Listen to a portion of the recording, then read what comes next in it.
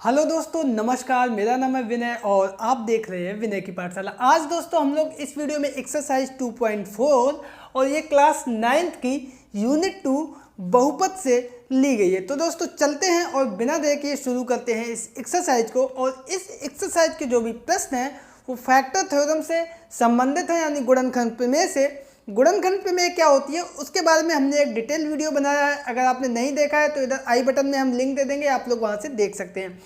तो दोस्तों शुरू करते हैं ये एक्सरसाइज और सबसे पहले देखते हैं कि क्या है हमारा प्रश्न नंबर 1। तो पहला प्रश्न यहाँ पर दिया गया है, बताइए कि निम्नलिखित बहुपदों में से किस बहुपद का एक गुणनखंड x+1 है। तो दोस्तों आपको बता दें, अगर आपने गुणनखंड प्रमेय नहीं देखी है तो उसमें यह था कि x माइनस a जो है किसी बहुपद का गुणनखंड होगा अगर f a जो है 0 होगा। मतलब यहाँ पे जो a का चिन्ह होगा ये चिन्ह उससे बदल जाता है, यहाँ पे माइनस से प्लस हो गया। और ऐसा क्यों होता है? क्योंकि x माइनस a बराबर हमारा 0 होता है, तो x बराबर ये माइनस a इधर आके प्लस a हो जाता है। तो कुल मिला के x बराबर a रखते हैं। अब यहाँ पे क्या है, x+1 है, यानी x की जगह पर हम क्या रखेंगे, x बराबर -1 रखने पर इसको हम लोग डायरेक्ट करेंगे। क्योंकि x+1 बराबर था 0, तो इसका मतलब 1 बराबर के इधर जाएगा तो x बराबर -1 हो जाएगा। ये फंक्शन है f(x) में। तो यहाँ पे हम लिखेंगे f-1 बराबर x की जगह पर -1 जहाँ भी होगा रख देंगे, -1 की घात 3 -1 की घात 2 प्लस -1 और अंत में +1। तो यहाँ पे आपने देखा -1 और +1 कैंसिल हो गए। -1 की घात 3 -1 की घात अगर विषम संख्या होगी तो वो माइनस रहेगा, और -1 की घात अगर सम संख्या होगी तो वो प्लस हो जाएगा। ऐसा होता क्यों है? क्योंकि माइनस का गुणा माइनस में होगा तो प्लस हो जाएगा। तो 2 बार हुआ तो प्लस हो गया, 1 बार और माइनस, तो इसका मतलब -1 ही रहेगा। ठीक है, तो यहाँ पे आ गया हमारा -1, यहाँ पे हो जाएगा +1। ये दोनों पहले ही कर चुके हैं। अब इन दोनों को भी हम काट देंगे तो ये आ गया 0। तो यहाँ पे आपने देखा कि f(x) हमारा जो है वो आ गया 0। तो सीधा सा लिख देंगे, अतः x+1 x की घात 3 प्लस x की घात 2 प्लस x+1 का गुणनखंड है। तो दोस्तों ये था पहला प्रश्न इसका, और उम्मीद करते हैं आप लोग इसको समझ गए होंगे। और इसी तरीके का हमें सभी प्रश्नों में करना है, तो इसमें भी हम लोग देखते हैं। और वही काम x+1 था, इसका मतलब हम क्या रखेंगे, x बराबर -1 रखने पर आगे जितने भी प्रश्न करेंगे सीधा सा जो यहाँ पे चिन्ह दिया जाएगा उसको बदल देंगे। तो मैं -1 रख देंगे तो f-1 बराबर इसमें क्या आएगा, x की घात 4 यानी -1 की घात 4, x की घात 3 यानी -1 की घात 3, x की घात 2 यानी -1 की घात 2 प्लस x यानी -1x की जगह पर और +1। तो ये दोनों पहले ही कैंसिल हो गए। यहाँ पर घात 4 हमारी सम संख्या होती है तो ये हमारा +1 हो गया। -1 की घात 3 विषम संख्या होती है तो ये -1 हो गया। 2 सम संख्या है तो ये +1 हो गया। 1 -1 कैंसिल हो गया, आया जैसा f(1). इसका मतलब ये हुआ कि f-1 हमारा 0 के बराबर नहीं है। अब 0 के बराबर नहीं है तो सीधा सा इसका मतलब ये हुआ कि x+1 इसका गुणनखंड नहीं है। तो इस प्रकार से हमारा ये प्रश्न कंप्लीट हुआ। और अब हम लोग तीसरा प्रश्न देखते हैं, और इसमें भी हम वही काम करेंगे। x+1 गुणनखंड इसके लिए भी पूछ रहा है, यानी x बराबर -1 रखने पर। तो जब हम यहाँ पे -1 रखेंगे तो f-1 बराबर -1 की घात 4 प्लस 3 इंटू -1 की घात 3, x की घात 3 है प्लस 3x की घात 2 है यानी -1 की घात 2, और प्लस x है तो x की जगह पर -1 और अंत में +1। तो ये दोनों +1 -1 कैंसिल हो गए। -1 की घात सम संख्या है यानी +1, प्लस 3 इंटू -1 की घात विषम संख्या है यानी -1। यहाँ पे -1 की घात सम संख्या है यानी +1, तो 3 एकम 3, और ये 1 3 का -1 में गुणा -3, 3 का +1 में गुणा +3, 3 से -3 कट गए, तो ये हमारा आया सीधा सा f(1). तो इसका मतलब ये हुआ कि ये भी हमारा f-1 भी हमारा 0 के बराबर नहीं है। ये चिन्ह होता है डज नॉट इक्वल टू, यानी बराबर नहीं है। तो हम यहाँ भी लिख देंगे अतः x + 1 बहुपद x की घात 4 प्लस 3x की पावर 3 प्लस 3x की पावर 2 प्लस x + 1 का गुणनखंड नहीं है। तो दोस्तों ये प्रश्न भी हमारा कंप्लीट होता है और अब हम लोग इसके अगले प्रश्न पर चलते हैं और इसमें भी हम वही काम करेंगे। x + 1 गुणनखंड है कि नहीं जानने के लिए इसमें भी हम x बराबर -1 रख देंगे। तो x बराबर -1 रखने पर यहाँ भी f-1 का मान हम निकालेंगे। तो x की घात 3 यानी -1 की घात 3 माइनस x की घात 2 यानी -1 की घात 2 माइनस 2 वर्गमूल प्लस 2 और x की जगह पर -1 प्लस वर्गमूल 2। यहाँ पर -1 की घात विषम संख्या है यानी -1, यहाँ पर माइनस और -1 की घात 2 है यानी सम संख्या है, तो ये +1 हो जाएगा। लेकिन बाहर माइनस का चिन्ह है तो माइनस चिन्ह रहेगा। यहाँ पे माइनस चिन्ह और ये माइनस गुणे का चिन्ह, दो कोष्ठक के बीच में गुणे का चिन्ह होता है, तो ये माइनस माइनस हो जाएगा प्लस और ब्रैकेट में 2 + √2 प्लस √2। तो यहाँ पे -1 -2 प्लस 2 प्लस वर्गमूल 2 प्लस वर्गमूल 2। तो 2 से 2 कैंसिल हो गए, वर्गमूल 2 तो ये हो गए 2 √2। और ये भी हम देखेंगे कि f-1 हमारा इसका मतलब ये 0 के बराबर नहीं है, यहाँ पे 0 नहीं आया।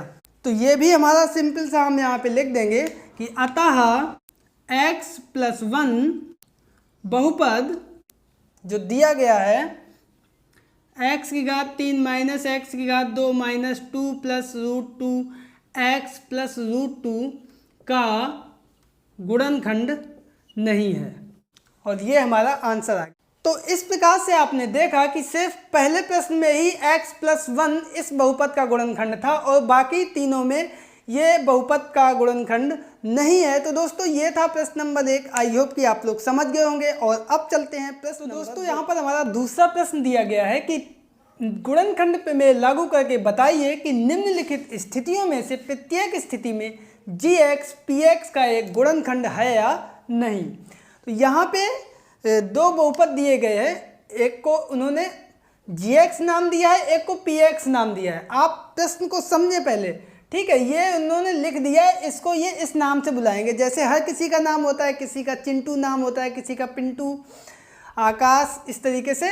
तो इसका नाम है px और ये जो बहुपद जो गुणनखंड है उसका नाम इन्होंने दे दिया gx। अब पूछ रहा है कि ये इसका गुणनखंड है कि नहीं है। तो सिंपल सा आपको मैंने बताया था, इसको हम कर देते हैं बराबर 0 के, यानी x बराबर -1। ठीक है, तो सीधा सा हम इसमें रखेंगे x बराबर -1 रखने पर। तो जैसे ही हम रखेंगे हमें गुणनखंड प्रमेय से पता चल जाएगा कि ये इसका गुणनखंड है या नहीं है। तो x बराबर -1 रखेंगे तो p-1 बराबर 2 × -1 की पावर 3 प्लस x की जगह पर -1 की घात 2 माइनस 2 × -1 और -1। तो यहाँ पे आप देखेंगे 2 फिर से -1 की घात विषम संख्या है यानी इसका मान -1 होगा। 2 × -1 प्लस यहाँ पर -1 की घात सम संख्या है, इसका मतलब ये +1 होगा। और माइनस का गुणा माइनस में होगा +2 एकम 2 -1। तो 2 का गुणा -1 में -2 प्लस 1 -1 कैंसिल हो गया +2। तो +2 और -2 कैंसिल हो जाएंगे, आ गया 0। यहाँ पे p-1 0 आ गया। इसका मतलब ये हुआ कि ये जो gx है और इस px का गुणनखंड होगा। तो हम लिख देंगे यहाँ पर अतः गुणनखंड प्रमेय से gx px का एक गुणनखंड है। तो दोस्तों ये था प्रश्न। आई होप कि आपको ये समझ में आ गया होगा। और अब चलते हैं इसके अगले प्रश्न पर। तो यहाँ पर हमारा दूसरा प्रश्न दिया गया है px बराबर x की घात 3 प्लस 3x की पावर 2 प्लस 3x प्लस 1 और gx हमारा दिया गया है x प्लस 2। यहाँ पे भी हमें गुणनखंड प्रमेय का प्रयोग करना है। तो x प्लस 2 है, इसका मतलब सीधा सा हम इसको करेंगे बराबर 0, यानी x बराबर -2। अब इस x बराबर -2 का मान हम लोग px में रखेंगे, तो हम लिख देंगे x बराबर -2 रखने पर। तो रख के देखते हैं, p -2 इक्वल टू -2⁻³ प्लस 3 और -2⁻2, इधर x की घात 2 है ना, प्लस 3 इंटू एक्स यानी -2 प्लस 1। तो इसको थोड़ा सा हल करेंगे तो 2⁻3 हमारा होगा 2⁻3, 2 का 2 में 3 बार गुणा, 2 दूनी 4 दूनी 8, और -3 तो माइनस विषम संख्या है तो ये माइनस आ जाएगा। यहाँ पे प्लस 3, 2⁻2, 2 दूनी 4, और माइनस की घात सम संख्या है, इसका मतलब ये प्लस हो जाएगा। 3 दूनी 6, माइनस का चिन्ह है तो -6 हो गया, प्लस 1, तो ये -8 प्लस 4 तिया 12, और -6 प्लस 1, -8 और -6 हो गए -14, 12 और 1 हो गए प्लस के 13, तो यहाँ पे आएगा -1। इसका मतलब p-2 हमारा 0 के बराबर नहीं है, और जब 0 के बराबर नहीं है इसका मतलब ये हुआ कि ये जो है x प्लस 2 इसका गुणनखंड नहीं है। तो हम लिख देंगे, अतः गुणनखंड प्रमेय से gx px का गुणनखंड नहीं है। क्यों नहीं है? क्योंकि pa अगर गुणनखंड होता तो x माइनस है, यानी pa का मान 0 आता है। यहाँ पे 0 नहीं आया, -1 आया, इसलिए ये इसका गुणनखंड नहीं है। तो दोस्तों ये था दूसरा प्रश्न। आई होप कि आप लोग समझ गए होंगे। और अब प्रश्न नंबर 2 के अंतिम प्रश्न पे चलते हैं। तो यहाँ पर हमारा तीसरा प्रश्न दिया गया है, px बराबर x⁻³ minus 4x⁻2 plus x plus 6, और gx हमारा है x -3। यहाँ पे भी हमें गुणनखंड प्रमेय लगा के हमें देखना है कि ये इसका गुणनखंड है कि नहीं है। तो उसके लिए हम क्या करते हैं, सबसे पहले इसको बराबर 0 करते हैं, यानी x बराबर 3। यहाँ पे -3 है तो चिन्ह बदल गया, x बराबर 3 यहाँ पर हमें रखने पर। तो जब हम x बराबर 3 रख देंगे तो p3 बराबर x⁻³ यानी 3⁻³ माइनस 4x⁻2 यानी 3⁻2 प्लस x यानी 3 प्लस 6। तो ये 3⁻3, 3 का 3 में 3 बार गुणा, 3 तिया 9 तिया 27। अब थोड़ा सा हम डायरेक्ट करेंगे, आप लोग इसको समझिएगा। -4 गुणे 3⁻2 यानी 3 तिया 9 प्लस 6 और 3 9, तो ये हो गया 27 माइनस 9 चौको 36 प्लस 9। 27 में हम 9 जोड़ देंगे तो 36 माइनस 36 हो जाएगा, और ये कट जाएगा तो आ जाएगा 0। तो यहाँ पे आपने देखा कि हमारा P3 आ गया 0, और जब 0 आ जाता है इसका मतलब ये होता है कि ये जो हमें दिया गया है x -3, ये इसका गुणनखंड है। तो उसी चीज़ को हम लिख देंगे यहाँ पर, अतः गुणनखंड प्रमेय से gx इसका नाम है, तो gx px का गुणनखंड है। तो दोस्तों ये इस प्रकार से प्रश्न नंबर 2 हमारा कंप्लीट होता है। आई होप कि आप लोग समझ गए होंगे। और अब चलते हैं हम लोग प्रश्न नंबर 3 पर। तो दोस्तों यहाँ पर हमारा तीसरा प्रश्न दिया गया है कि k का मान ज्ञात कीजिए जबकि निम्नलिखित स्थितियों में x -1 px का एक गुणनखंड हो। इसका मतलब यहाँ पे ये कह रहा है कि जो x -1 हमारा है ये इसका गुणनखंड है। अब गुणनखंड है इसका मतलब x -1 यानी x -1 बराबर 0, x बराबर 1, चिन्ह बदल गया ना, तो x बराबर 1, यानी इसका मतलब ये साफ साफ कह रहा है कि P1 हमारा 0 होगा। ठीक है, तो यहाँ पर हम क्या करेंगे, सभी में P1 बराबर 0 कर देंगे तो k का मान निकालेंगे। तो लिख देंगे गुणनखंड प्रमेय से P1 बराबर 0, इसका मतलब x की जगह पर 1 रख देंगे तो 1⁻2 प्लस x यानी 1 प्लस k बराबर 0। 1⁻2 यानी 1 धन 1 और k, तो k बराबर 1 और 1 ये इधर आएंगे, बराबर के हो जाएंगे -2, और यही हमारा आंसर आ जाएगा। बहुत आसान प्रश्न है ना दोस्तों। अब हम लोग देखते हैं दूसरा प्रश्न। यहाँ पे भी वही काम करेंगे। गुणनखंड प्रमेय से क्या होगा, P1 बराबर 0। तो यहाँ पे x की जगह पर 1 रख देंगे तो 2 गुणे 1 की घात 2 प्लस k गुणे x की जगह पर 1 प्लस √2 बराबर 0। तो यहाँ पे 2 एकम 2 धन k धन √2 बराबर 0। तो यहाँ से k बराबर क्या आएगा, 2 बराबर के इधर जाएगा, वर्गमूल 2 भी बराबर के उधर जाएगा, तो दोनों के चिन्ह बदल जाएंगे, -2 और यही हमारा आंसर आ जाएगा। तो k का मान जो हमसे पूछा था वो निकल आया और इसी मान पे ये हमारा इसका गुणनखंड होगा, अन्यथा नहीं होगा। अब हम लोग देख लेते हैं आगे वाला प्रश्न, और उसमें दिया गया है kx की पावर 2 -√2x + 1।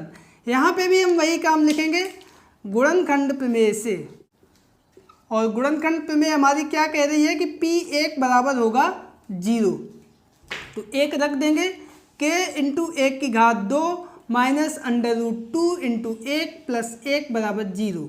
तो k का 1 में गुणा होगा, एक आएगा k -√2 + 1 बराबर 0। तो k बराबर ये बराबर के उस तरफ जाएगा, √2 माइनस का है प्लस का हो जाएगा, 1 प्लस का है बराबर के उस तरफ जाएगा माइनस का होगा। जब भी कोई संख्या बराबर के एक तरफ से दूसरी तरफ जाती है तो उसका चिन्ह बदल जाता है। तो ये मेरा k का मान आ गया और यही हमारा आंसर आ गया। तो दोस्तों ये था प्रश्न, और अब इसके अंतिम पार्ट पे चलते हैं, और उसमें भी हमें वही काम करना पड़ेगा सबसे पहले, क्योंकि गुणनखंड प्रमेय से क्या होता है, क्योंकि x-1 कह रहा है इसका गुणनखंड है, इसका मतलब P1 हमारा होगा 0। क्यों होगा, मैंने बताया था x-1 बराबर 0 यानी x बराबर 1।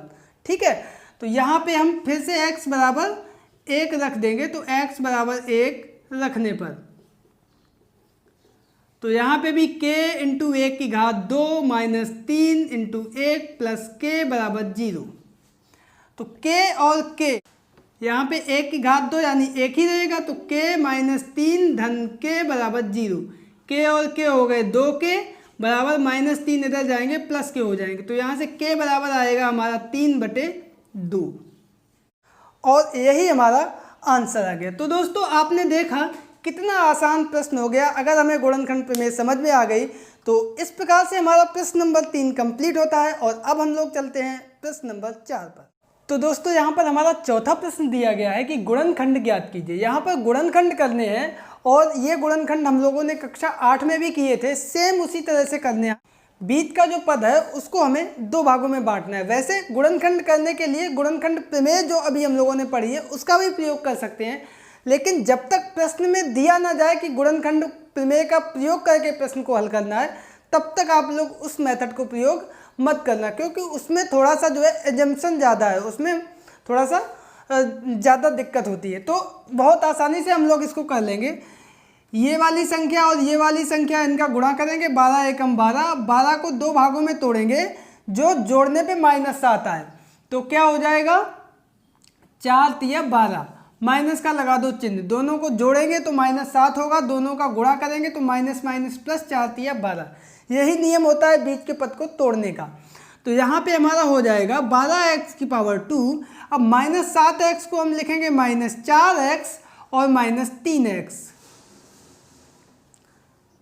और +1। अब यहाँ पे देखो, यहाँ से क्या कॉमन आ रहा है, 4 कॉमन आ रहा है और x कॉमन आ रहा है, तो 4 तिया 12, 3 बचा और एक x बचा, -4x का 4x कॉमन आ गया, 1 बचा। यहाँ पे कुछ भी नहीं, हमें यही लाना है ब्रैकेट में, है ना। और यहाँ पे आप देखेंगे माइनस चिन्ह हम कॉमन लाएंगे, तो माइनस केवल कॉमन नहीं आएगा, -1 कॉमन आएगा। 1 कॉमन ले लो, कोई अंतर नहीं पड़ेगा, तो ये हो जाएगा 3x, अंदर के चिन्ह ये बदल जाएंगे दोनों, -1। ये माइनस कॉमन आ गया तो ये माइनस का प्लस हो गया, प्लस का माइनस हो गया। ठीक है, अब इस पूरे पद में ये जो पद है ये कॉमन आ रहा है, तो इसको हम लोग लिख लेंगे 3x - 1 और क्या क्या शेष बचा, 4x - 1। और इस प्रकार से आपने देखा कि यही हमारे इसके गुणनखंड हो गए, जो कि हमारा आंसर आ गया। बहुत आसान है। तो दूसरा प्रश्न हमारा दिया गया है 2x की पावर 2 + 7x + 3, और यहाँ पे इन दोनों का हम गुणा करेंगे, 2 गुणे 3 तो दुत्ती होगा 6। अब 6 को 2 हिस्सों में तोड़ना है, जिसको जोड़े तो 7 आए, तो 6 एकम 6, 6 और 1 जोड़ेंगे 7 आ जाएगा, बहुत आसान है। तो 2x की पावर 2, अब 7x को 6 और 1 में लिखना है तो 6x प्लस 1x, 1 लिखो या ना लिखो, x प्लस 3, ठीक है। यहाँ से कॉमन क्या आएगा, 2x, यहाँ बचेगा x प्लस दुत्ती 6, 3 और x कॉमन आ गया। यहाँ से कुछ नहीं कॉमन आएगा, प्लस 1 और यही हमारा x प्लस 3 बचेगा।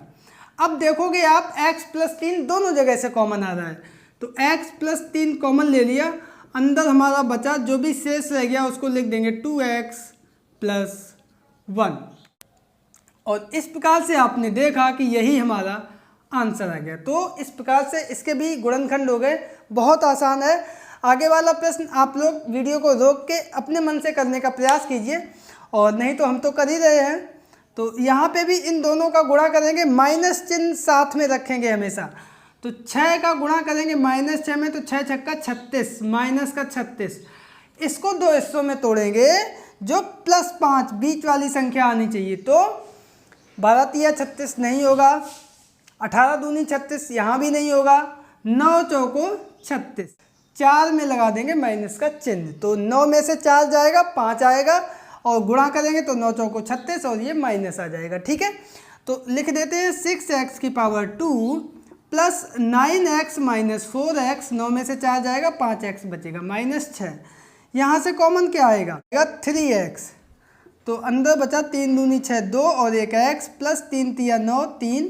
यहाँ से कॉमन क्या आएगा, माइनस 2 दूनी 4, दुत्ती 6, 2 के पहाड़े में है ये दोनों नंबर, तो -2 कॉमन आ गया, तो बचा 2 दूनी 4, भाग दे दिया तो 2 आ गया, x माइनस कॉमन आ गया, तो ये यहाँ बच गया, प्लस दुत्ती 6, 3 आ गया। अब 2x प्लस 3 दोनों जगह से कॉमन आ रहा है, तो लिख लेंगे 2x प्लस 3 और अंदर बचेगा 3x माइनस 2, और यही हमारा इस दिए गए बहुपद के गुणनखंड है। तो अब अंतिम प्रश्न जो है उसको भी देख लेते हैं। 4 और 3, -4 है ना साथ में, तो -4 गुणे 3 यानी -12 के हमें गुणनखंड करने हैं, और इस तरीके से कि बीच में माइनस चिन्ह यानी -1 आना चाहिए। तो 4 तिया 12, जो लिखा है वही हो जाएगा। तो 3x की पावर 2 लिख देते हैं यहाँ पे, -4x प्लस 3x माइनस 4। यहाँ से कॉमन क्या आएगा, कुछ नहीं कॉमन आएगा, केवल x कॉमन आएगा, तो अंदर बचेगा 3x माइनस 4। यहाँ से भी कुछ नहीं कॉमन आएगा, यानी +1। जब कुछ कॉमन ना आए तो एक तो कॉमन आएगा ही, और यहाँ बचेगा वही 3x माइनस 4। अब 3x माइनस 4 दोनों जगह से कॉमन आएगा, तो अंदर बचेगा हमारा x प्लस 1, और यही हमारा इस बहुपद के गुणनखंड है। तो दोस्तों इस प्रकार से आपने देखा कि ये हमारा प्रश्न नंबर 4 कंप्लीट होता है। बहुत आसान प्रश्न था, और अब चलते हैं इस एक्सरसाइज के अंतिम प्रश्न यानी प्रश्न नंबर 5 पर।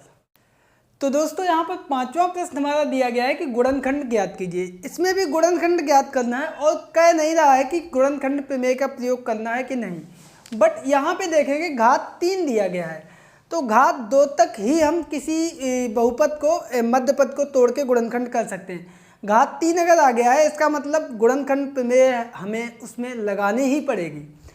तो चलो देख लेते हैं और समझ लेते हैं कि इसको हम लोग कैसे यूज करेंगे। तो देखो सबसे पहले यहाँ पे उसका गुणांक जो है 1 होना चाहिए, ठीक है, वो है यहाँ पे। अब अंतिम संख्या जो लिखी है 2, तो यहाँ पे इसकी 2 के हम लोग क्या करते हैं, 2 के गुणनखंड देखते हैं कि 2 में किसका किसका भाग चला जाएगा, ठीक है। तो यहाँ पे 2 भी हो सकता है, 1 भी हो सकता है, और सभी चिन्हों के +-2 +-1, ये 4 संभावनाएं हो सकती हैं। तो इन्हीं चारों में से इसके आंसर्स होंगे। तो हम एक एक करके रख के देख लेते हैं। तो सबसे पहले हम x बराबर 1 रख के देखते हैं क्या आता है। तो x बराबर 1 रखने पे क्या आएगा, इसको अगर हम f मान लें तो f 1 बराबर 1 की घात 3 -2 गुणे 1 की घात 2 -1 + 2, तो ये 1 की घात 3 1 हो जाएगा, -2 एकम 2 -1 + 2, तो 1 से 1 कैंसिल हो जाएगा, 2 से 2 कैंसिल हो गया। तो इस प्रकार से हमारा f1 आ गया 0।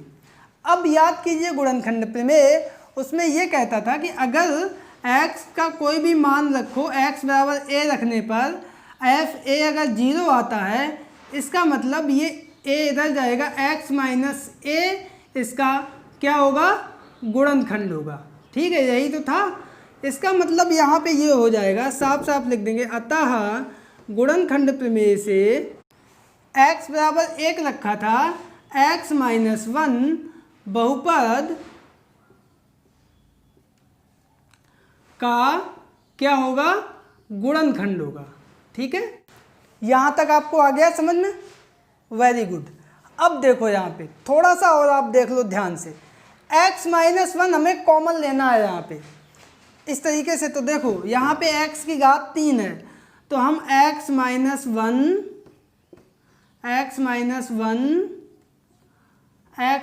1 तीन जगह लिखेंगे। ठीक है, x की घात 3 है यहाँ पे, इसका मतलब x की घात 2 से हम गुणा करेंगे, x की घात 3 हो गया, माइनस x की घात 2 बच रहा, यहाँ पे माइनस 2x की घात 2, एक माइनस x की घात 2 हमारे पास आ चुका है, इसका मतलब एक माइनस x की घात 2 की और ज़रूरत है।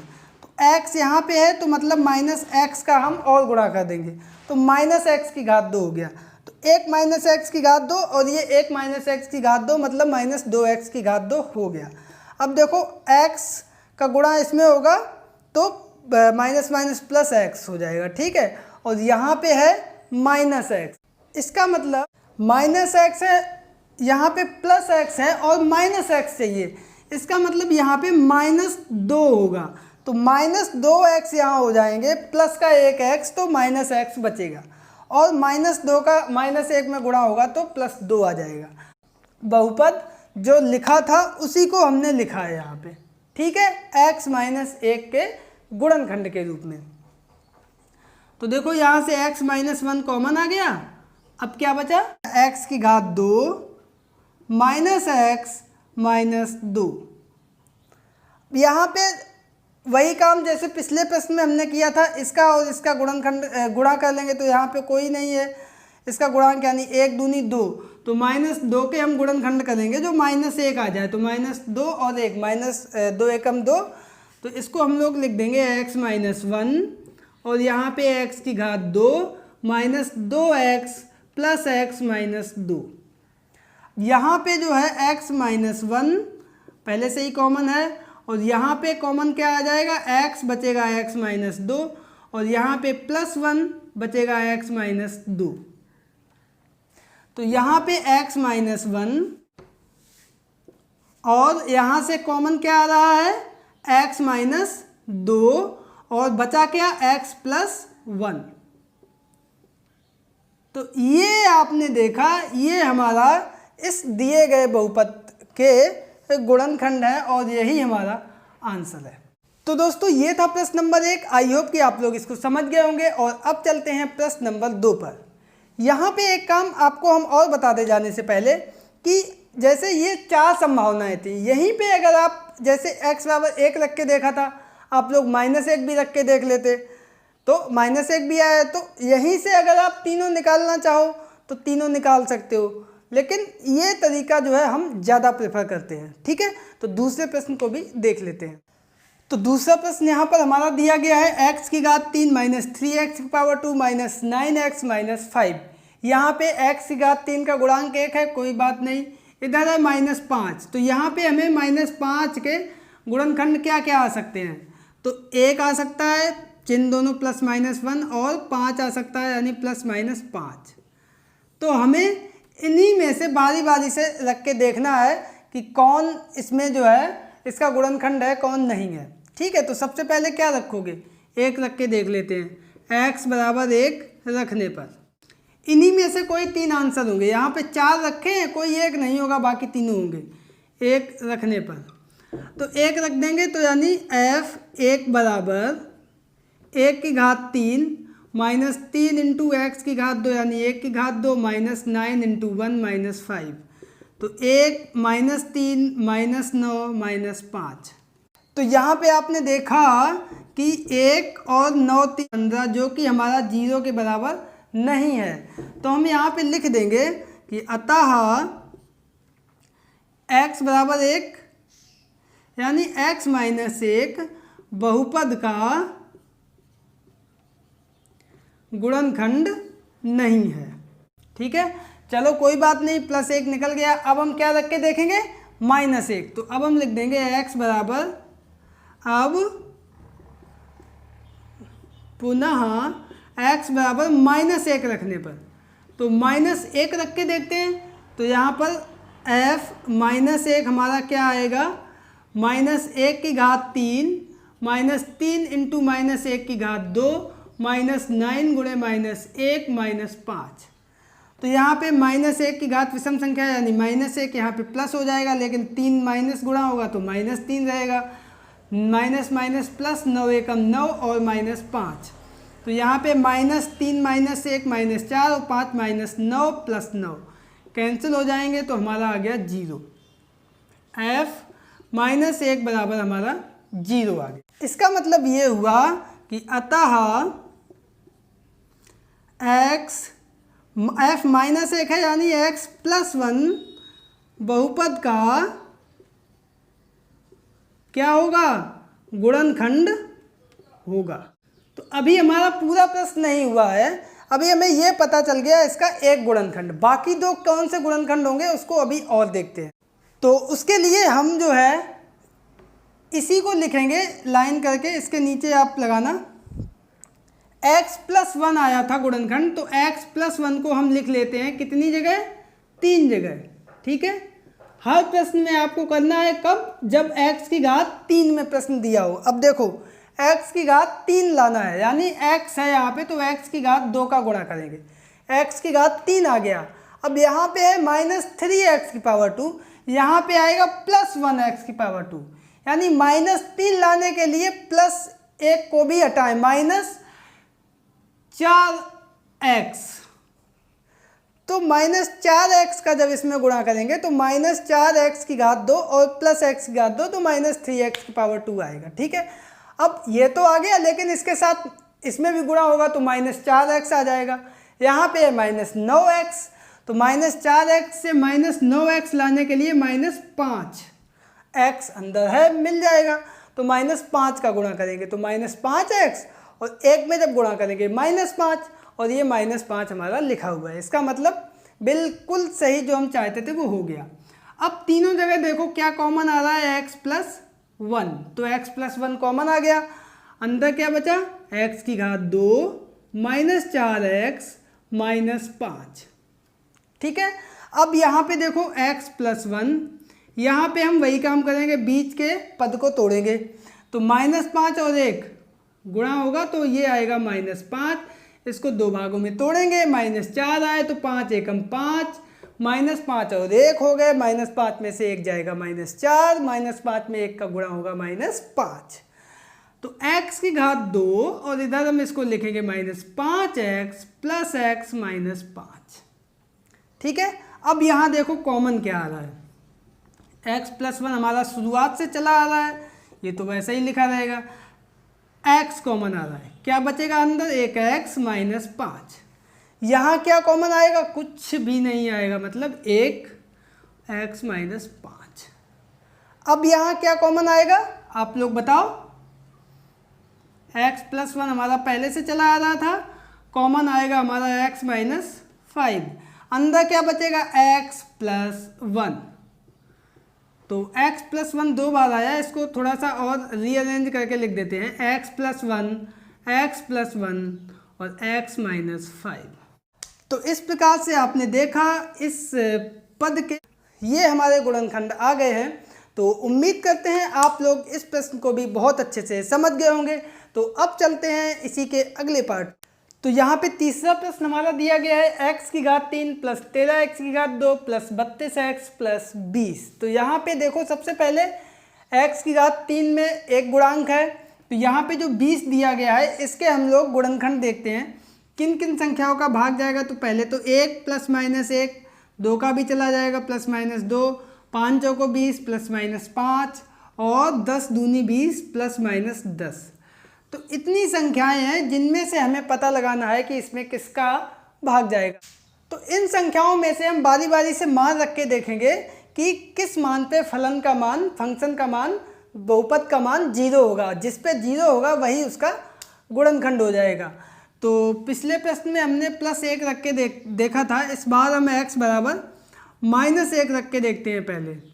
तो x बराबर -1 रखने पर तो f -1 बराबर क्या होगा, यहाँ पे x की घात 3 यानी -1 की घात 3 प्लस 13 गुणे -1 की घात 2 प्लस 32x यानी 32 गुणे x की जगह पर -1 प्लस 20। -1 की घात 3 विषम संख्या है तो माइनस आ गया, यहाँ पे माइनस माइनस प्लस हो जाएगा तो +13, 32 में माइनस का गुणा होगा यानी -32 प्लस 20। तो यहाँ पे देखो -32 और -1 हुआ -33 और 13 और 20 हुआ +33, तो ये दोनों कैंसिल हो गए, ये हमारा 0 आ गया f -1। इसका मतलब ये हुआ कि अतः -1 है यानी x + 1, x बराबर, इसका मतलब ये है कि x बराबर -1 पे 0 हुआ तो 1 इधर आएगा तो x + 1 बराबर 0, तो ये हमारा गुणनखंड होगा। तो अतः x + 1 बहुपद का गुणनखंड है। ठीक है, अब इसके आगे किस तरीके से होगा हम आगे इधर करके बताते हैं। x + 1 आया, इसका मतलब इस x + 1 को हम 3 जगह लिखेंगे। बहुत ध्यान से ये स्टेप बहुत ध्यान से देख लिए। अब इसी को हम लिखेंगे इस तरीके से, थोड़ा सा मॉडिफाई करके। x की घात 3 है यहाँ पे 1 x है तो x की घात 2 का हम पहले गुणा करेंगे। x की घात 3 हो गया, लेकिन उसके साथ में प्लस x की घात 2 भी आ गया। इधर प्लस के 13 है, यहाँ प्लस का 1 मिल चुका है, तो हमें कितने चाहिए, प्लस के 12। अब x यहाँ पे है, x की घात 2 लाने के लिए 1 x का गुणा और करना पड़ेगा, तो 12x का हमने गुणा किया तो 12x की घात 2 और 1x की घात 2 यहाँ वाला, तो ये 13x की घात 2 हो गया। और ज़्यादा हो इसको यहीं पे लिख लो ऊपर, x की घात 3 प्लस 13x की घात 2 प्लस 32x प्लस 20। अब देखो यहाँ पे 12x इसके साथ आएगा, यहाँ पे 32x है, तो 12 आ गए हैं, 32 में से 12 घटा दो, कितने बचे, 20। तो 20 का गुणा कर देंगे 20x और 20 एकम 20, जो 20 लिखा है वो भी आ गया। ठीक है, इसका मतलब जो हम चाह रहे थे वो आ गया है। तो x + 1 अब यहाँ सब जगह से कॉमन आ जाएगा, तो अंदर क्या बचेगा, x की घात 2 प्लस 12x प्लस 20।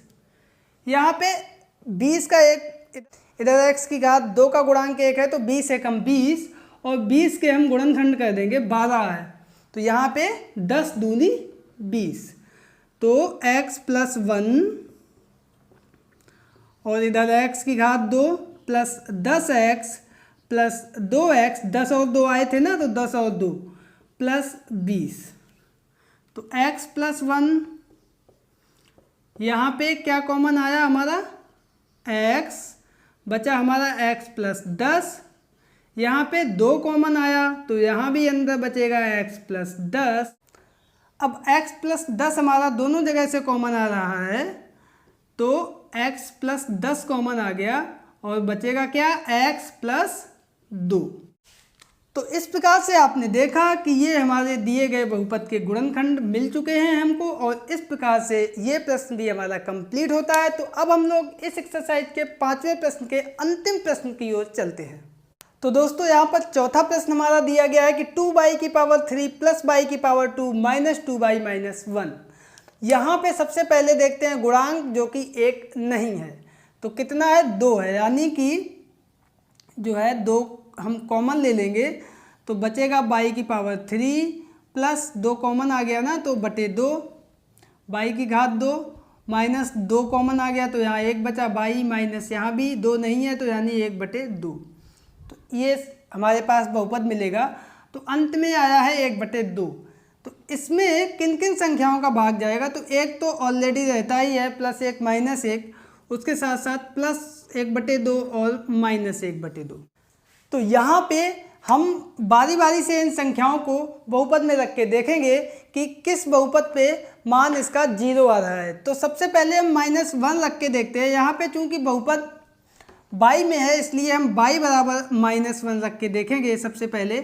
तो y बराबर -1 रखने पर तो f -1 हमारा होगा 2 इंटू बाई की जगह पर -1 की घात 3 प्लस बाई की घात 2 यानी -1 की घात 2 -2 इंटू बाई यानी -1। अब देखो इधर -1 की घात 3 माइनस आएगा तो -2 हो गया, इधर -1 की घात +2 है यानी +1 आएगा, माइनस माइनस प्लस 2 एकम 2 और ये -1। तो यहाँ पे देखो 2 से 2 कैंसिल हो गया, 1 से 1 कैंसिल हो गया, ये हमारा 0 आ गया, f-1।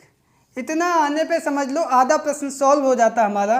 तो हम लिख देंगे गुणनखंड प्रमेय के अनुसार f-1 यानी बाई प्लस 1 बहुपद का गुणनखंड है। ठीक है, तो इतना प्रश्न होने का मतलब ये है कि हमारा आधा प्रश्न सॉल्व हो गया। अब हम लोग एक बार फिर से यही जो बहुपद दिया गया था उसको हम लिख लेते हैं। आप लोग इसके नीचे करना, हम इधर कर रहे हैं 2 बाई की पावर 3 प्लस बाई की power 2 minus 2 by -1। By plus 1 गुणनखंड आया था तो हम बाई प्लस 1 को ही कितनी जगह लिखेंगे आप बताइए, बता चुके हैं आपको, हाँ 3 जगह लिखेंगे। ठीक है, अब देखो बहुत ध्यान से ये स्टेप करना है। इधर 2 बाई की पावर 3 है, केवल बाई है तो यानी 2 बाई की पावर 2 का हम गुणा करेंगे। तो 2 एकम 2 बाई की पावर 2 और बाई की पावर 3। इधर 2 एकम 2 बाई की पावर 2 बाई की पावर 2 और आ रहा है, यहाँ पे हमें एक ही चाहिए, इसका मतलब एक कम होना चाहिए। तो ये माइनस और बाई, यहाँ पे एक ही बाई का गुणा करेंगे क्योंकि एक बाई अंदर है, तो माइनस बाई की पावर 2, तो -2 बाई की पावर 2 इधर और एक इधर, तो 2 में से एक गया, एक ही बचेगा। तो यहाँ तक मेरा सही हो गया।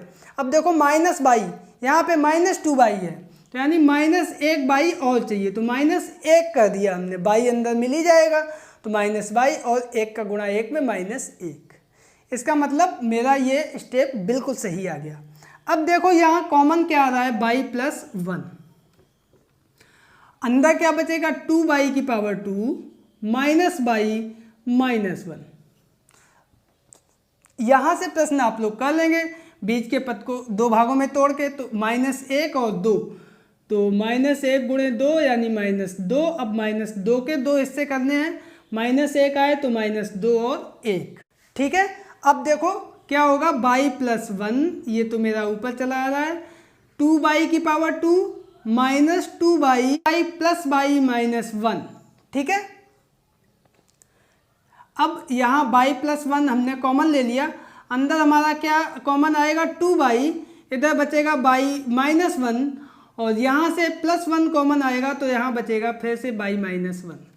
अब बाई प्लस 1 हमारा पहले से ही चला आ रहा है, यहाँ बचेगा बाई -1 कॉमन और लास्ट में क्या बचेगा 2 बाई प्लस 1।